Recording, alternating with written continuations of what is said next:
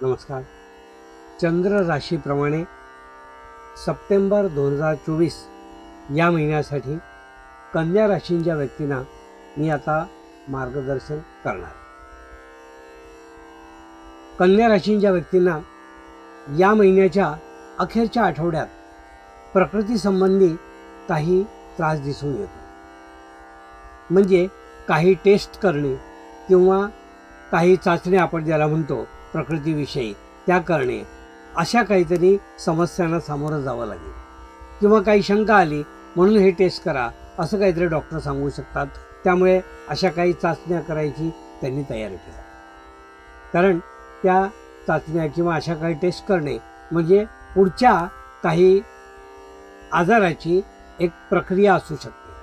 म्हणजे त्याचं आपल्याला मोजमाप त्या ठिकाणी करता येतं. म्हणून त्या करायच्याच आहेत, त्या कराव्याच लागतील. म्हणजे त्याच्याकडे दुर्लक्ष करू नका असं मला या ठिकाणी तुम्हाला सांगायचं आहे.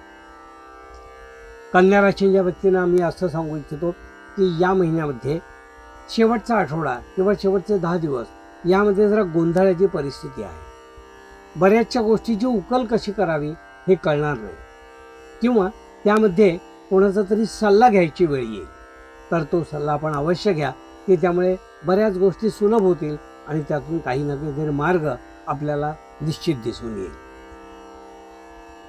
या महिन्यामध्ये साधारणपणे कन्या राशींच्या व्यक्तींना उद्योगधंद्याविषयी जर विचार केला तर कोणातरी अनुभवी माणसांचा सल्ला त्यांनी अवश्य घ्यावा. उद्योगामध्ये काही वेळेला अशी परिस्थिती निर्माण होते की संधी खूप आल्यात पण ते आपण कशा घ्यायच्या किंवा कोणत्या प्रकारे घ्यायच्या, तर त्यासाठी वरिष्ठांचा किंवा अनुभवी लोकांचा सल्ला त्यांनी घेतला तर तो त्यांना निश्चित फायदेशीर होऊ शकतो.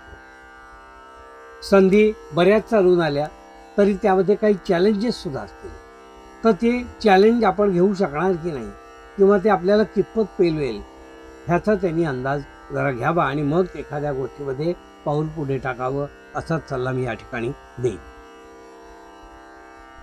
जे कोणी नोकरी करणारे लोक आहेत किंवा आपापला लघुउद्योग करतायत त्यांना या कालावधीमध्ये त्यांनी स्वतःची इन्व्हेस्टमेंट करायला हरकत नाही. कारण बऱ्याच वेळेला असं असतं काही इन्व्हेस्टमेंट स्वतः करावी लागते किंवा ॲडव्हान्स म्हणून पार्टीकडून पैसे येतात ते उशिरा येतात पण आपल्याला काही पैसे खर्च करावे लागतात. तर ती त्यांनी लघुउद्योगामध्ये छोटीशी इन्व्हेस्टमेंट करायला काहीच हरकत नाही. ते त्यांचे पैसे निश्चितच त्यांना परत मिळतील असा विश्वास या ठिकाणी दिसून येईल. बऱ्याच मोठ्या कामाचा आढावा किंवा उरक असा जर नोकरी करणारी व्यक्ती करत असतील तर तो उत्साहाच्या भरात अनेक गोष्टी आपण करतो म्हणून प्रॉमिस करू नका. कारण तो आवाक्यातल्या बाहेरचे जी कामं आहेत ते तुम्ही जर करतो म्हणून प्रॉमिस केलं तर ते तुमच्या अंगलट येण्याची शक्यता आहे. म्हणून नोकरी करणाऱ्या व्यक्तींनी विशेषतः किंवाच आपल्या कामाचा आवाका बघूनच नवीन जबाबदारी स्वीकारा असाच सल्ला मी या ठिकाणी तुम्हाला देईन. जी कन्या राशींची मंडळी शिक्षण घेत आहेत किंवा शिक्षण क्षेत्रात काही करू इच्छित आहेत किंवा उच्च शिक्षण घेण्याच्या प्रयत्नात आहेत त्यांना काही अडथळे दिसून येतात. अडथळे अशासाठी की एखादी प्रोसिजर करत असताना जर त्याच्यात काहीतरी मध्येच काहीतरी नेहमीपेक्षा वेगळा असं जर काही डिमांड झाला तर तुम्हाला टेन्शन येतं. तसं काहीतरी टेन्शन या विद्यार्थ्यांना निर्माण होईल की तुम्ही तुमचे नेहमीचे डॉक्युमेंट्स किंवा अन्य जे काही आहेत ते दिलेलं आहे पण त्यात काहीतरी अमुक एक क्वेरी निघाली आणि ती क्वेरी क्लिअर होईपर्यंत तुम्हाला तणावपूर्ण वातावरण राहील असं विद्यार्थ्यांच्या बाबतीत दिसून येईल. पण ती काळाची गरज आहे किंवा त्या अथॉरिटीची गरज आहे असं म्हणा आणि ती पूर्ण करण्याची जबाबदारी तुमची आहे तर ती तुम्ही करा. त्यामुळे घाबरून जायचं काही कारण नाही आहे. ते तुम्ही तुमचं काम करत राहा. अगदी लहान मुलं जे आहेत शालेय शिक्षण घेणारी जी मुलं आहेत त्यांनी थोडा आपला चलता है हे ॲटिट्यूड जरा बंद करा. कारण चलता है ॲटिट्यूडमुळे तुम्हाला पुढे खूप नुकसान होणार आहे असं मला आत्ता दिसून येत आहे. त्यामुळे आजचं जे काम करायचं आहे ते आजच करा. तुमची जर्नल लिहिणं किंवा तुमचे जे काही असेसमेंट आहे ते करणं हे पुढे शक्यतो ढकलू नका. त्यामुळे तुम्हाला त्याच्यानंतर डोईजड होईल किंवा त्याचे मार्क्स जे आहेत ते तुमचे जातील असं मला दिसून येत आहे. तर याबद्दल विद्यार्थ्यांनी विशेष काळजी घ्यावी असं मला या ठिकाणी सांगायचं.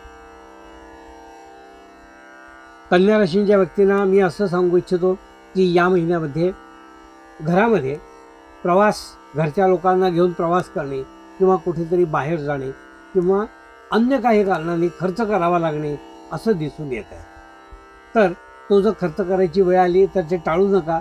तो आपल्या कुटुंबाचा एक भाग आहे असं समजा आणि त्याप्रमाणे तुम्ही तो करत राहा असंच मी या ठिकाणी तुम्हाला सांगेन. एखाद्या जमिनीचा व्यवहार जर करायचा असेल तर ज्याच्यामध्ये कोर्टाचा कुठलाही मॅटर नाही अशीच जमीन किंवा असं काहीतरी खरेदी करा. ज्याच्यामध्ये क्वेरी आहेत किंवा जे अर्धवट काम आहे असे पेपर्स, डॉक्युमेंट चेक करूनच कुठलाही व्यवहार करा, अन्यथा व्यवहार करू नका. ज्याचं टायटल एकदम क्लिअर आहे असेच व्यवहार करा, अन्य व्यवहार करू नका असा या ठिकाणी सल्ला मी तुम्हाला देईन. आर्थिक बाबतीत जर विचार केला तर कौटुंबिक कारणासाठी तुम्हाला या महिन्यात काही खर्च करावा लागेल. ताळमेळ, जमा आणि खर्च या दोन्हीचा मिळतोय, पण कौटुंबिक कारणासाठी काही खर्च तुम्हाला या महिन्यात करावा लागेल आणि तो तुम्ही करा. उत्साहाचं वातावरण, सणासुदीचं वातावरण आहे, त्याचाही तुम्हाला फायदा होईल. एक प्रकारे गेट टुगेदर किंवा असाही तुम्हाला त्यामध्ये एक आनंद मिळेल.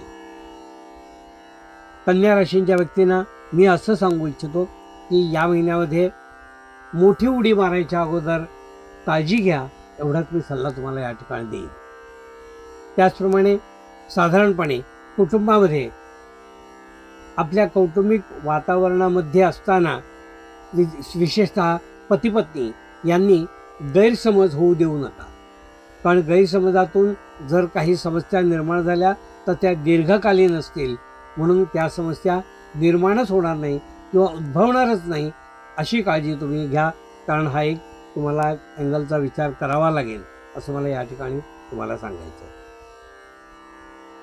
बऱ्याच काळापासून काही जी कामं पेंडिंग आहेत किंवा बऱ्याच काळापासून काही पैसे तुम्हाला यायचे आहेत, असं दुर्लक्षित जे काम किंवा पैसे जे आहेत ते या महिन्यात अचानक येऊन तुमच्या पदरी पडतील. तर हे तुम्हाला भेटच समजा की जे तुम्ही अपेक्षा केलेलं नाही आहे ते तुम्हाला या महिन्यात अचानक तुमच्या समोर येऊन उभं राहील. तर ती तुमच्यासाठी एक आनंद वार्ता असेल. अशी आनंद वार्ता तुम्हाला या महिन्यात मिळेल. हे होतं कन्या राशीच्या व्यक्तींना मार्गदर्शन.